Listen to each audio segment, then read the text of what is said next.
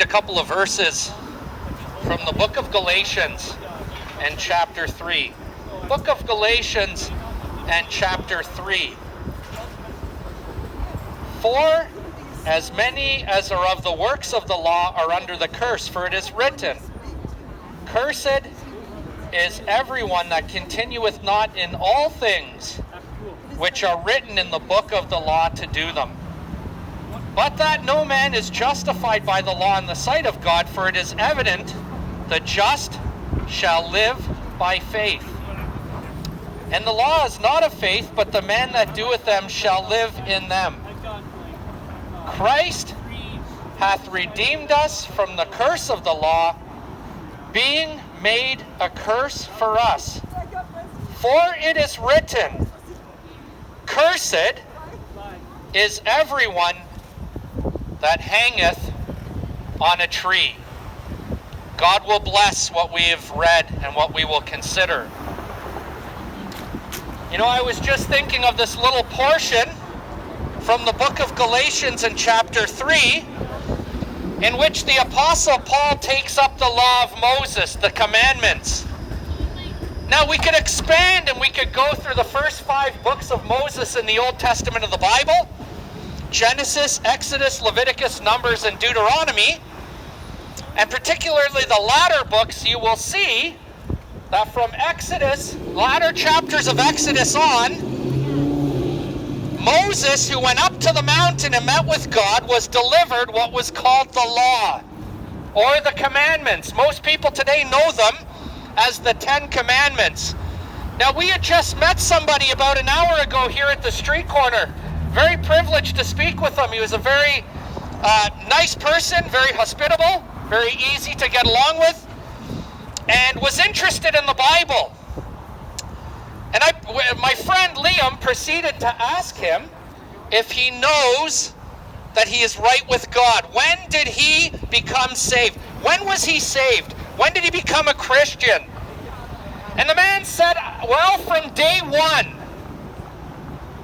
Now, I didn't hear the whole conversation, but I would assume from what Liam was told that what he's saying is from the very beginning that he could ever remember, he's always been a Christian.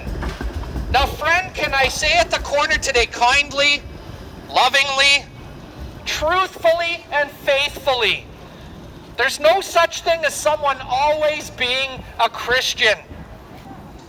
No, I met a man who said that he used to think that if you were from the Middle East, that you might be Muslim. That may be true for many people. I have a lot of friends from the Middle East. Many of them are. And if you're from Asia, he said he thought that you'd be Buddhist. And if you were from India, he thought that you would be Hindu. Now, he was misguided. He said, I thought that if you're from North America, you're a Christian. Friend, can I tell you, there's nothing further from the truth. I read these verses. It tells us, for as many are of the works of the law are under the curse. For it is written, Cursed is everyone that continues not in all things which are written in the book of the law to do them. You see, friend, let me just look at a few of the commandments. God says in the first commandment, you shall have no other gods before me. God says in the third commandment, you shall not take the name of the Lord thy God in vain. God says in the 5th commandment, honor your father and your mother. God says in the 7th commandment, you shall not commit adultery. Now let me just look at those few. Because when we read those verses, as many as are under of the works of the law are under the curse, for it is written, Cursed is everyone that continues not in all things which were written in the book of the law to do them. What that verse is telling us, friends, is that you can never be right with God by keeping his commandments. In other words, you can never earn your way to God, and you can never earn your right to heaven by keeping commandments or by doing. The Bible tells us, Cursed is everyone that continues not in all the things written in the law for to do them. Let me give you a few examples that I mentioned. The first commandment, God says, you shall have no other gods before me. Now, face it, friend, every one of us, speaker included, if we were honest, we must acknowledge that countless times in our experience of life, we've put other things ahead of God. Whether it be sports, whether it be going to the parties, whatever it might be, we've put other things ahead of God. In other words, we have not given God his rightful place. That's breaking the first commandment. Let me look at the third commandment. Thou shalt not take the name of the Lord thy God in vain. And it goes on to say, for the Lord will not hold him guiltless who takes his name in vain. That is using God's name in a manner that brings dishonor to God. Just look at the music industry, friend. The music you listen to. How many times have you heard the name of Christ used in a manner that was dishonoring to God and that was taking his name and blaspheming that worthy name whereby we are called? Thou shalt not take the name of the Lord thy God in vain. What about the fifth commandment? Honor your father and your mother. Friend, look at the society we live in today. Look at the rioting. Look at the disorder and the chaos and the lawlessness that we see among the youth today, friend. And ask yourself this. Have you always obeyed your parents' wishes and will? So even when you were young and your parents said, do not take this, it does not belong to you, did you obey them? Dear friend, if you didn't, you've broken the fifth commandment. What about the seventh commandment? God says, you shall not commit adultery. Now someone says, thank God, I've never done that. I'm not even married. Well, let me just take it to the next level, because Jesus said, whoever looks at a woman with lust has committed adultery already with her in his heart. Have you looked with lust? If there's someone on the street today and you say no, can you come so I can take your pulse? Dear friend, I know what the heart of humanity's like. The Bible tells us that the heart is deceitful and desperately wicked above all things. Who can know it? The Lord Jesus said, out of the heart flow evil thoughts. Adultery, fornication, wickedness, covetousness, seeking after things that do not belong to you, setting your heart upon it, and putting it upon a pedestal as if it's an idol to be worshipped. My friend, we've all broken God's law. Now here's the problem. The book of James tells us very clearly that whoever keeps the whole law and yet offends in one point, he's guilty of all. In other words, friend, if you've kept 9 out of the 10 commandments and yet you've broken one of them, you're guilty as if you've broken them all. Because God's law is a whole, friend. And that's why I read those words. As many as are under the works of the law are under the curse. For it is written, cursed is everyone that continues not in all things that are written in the book of the law to do them. You know what the problem is, friend? If you're relying upon your relationship with God, if you're trusting in any doing of your own, what you are doing, you're putting yourself under law, friend. Your standing before God, friend, is going to be based upon your doing. You know what the people of Israel said when God gave them the commandments? They said, all that is written therein will do. Do you know, friend, that they broke that law even before Moses came down from the mount, and it brought the judgment of God upon them? And many of them lost their lives tragically. You see, friend, God's commandments were never given. Let me repeat that.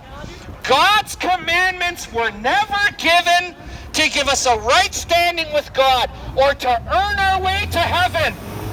They were given with one purpose and one purpose alone. You say, what was that purpose? You say, if God's given commandments, certainly he must expect us to live by them. Can I tell you why he gave them?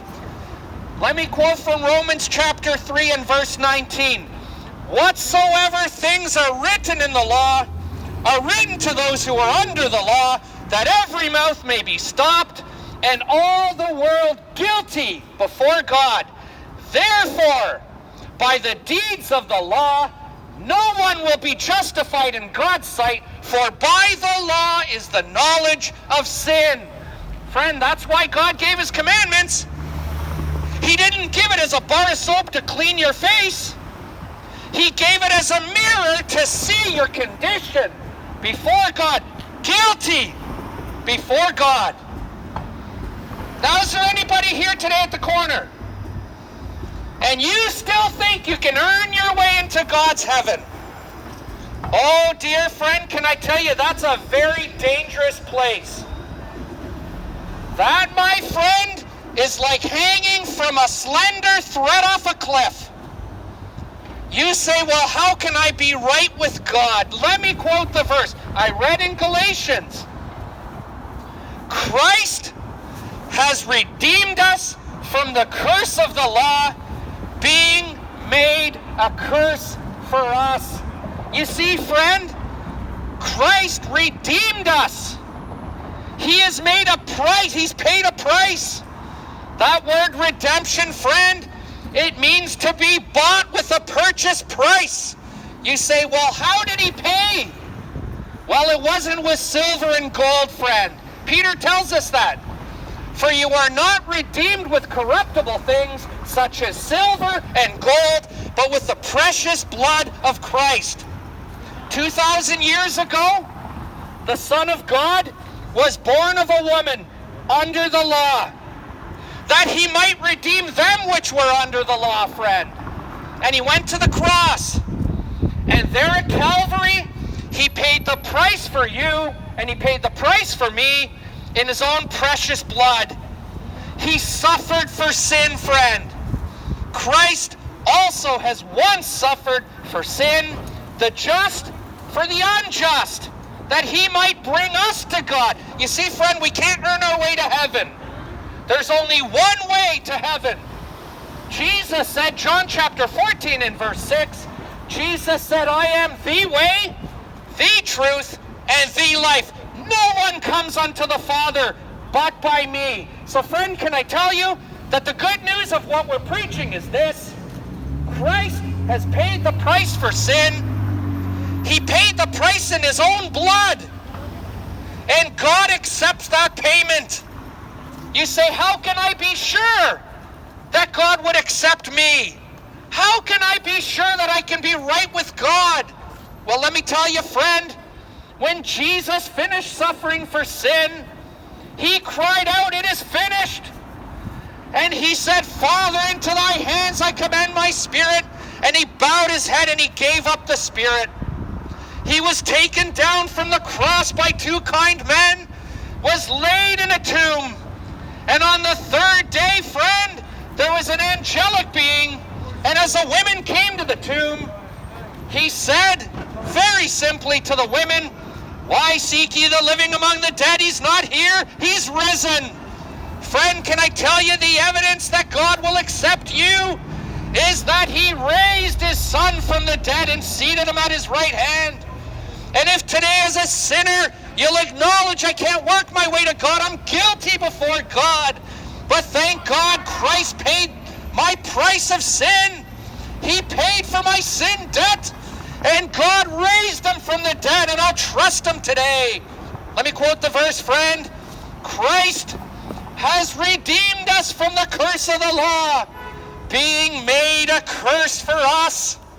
For it is written, cursed is everyone that hangeth on a tree. Friend, he hung upon the cross 2,000 years ago, and he paid your sin debt. Trust him, and every sin you've committed or ever will commit, they'll all be forgiven because of the precious blood of our Lord Jesus Christ.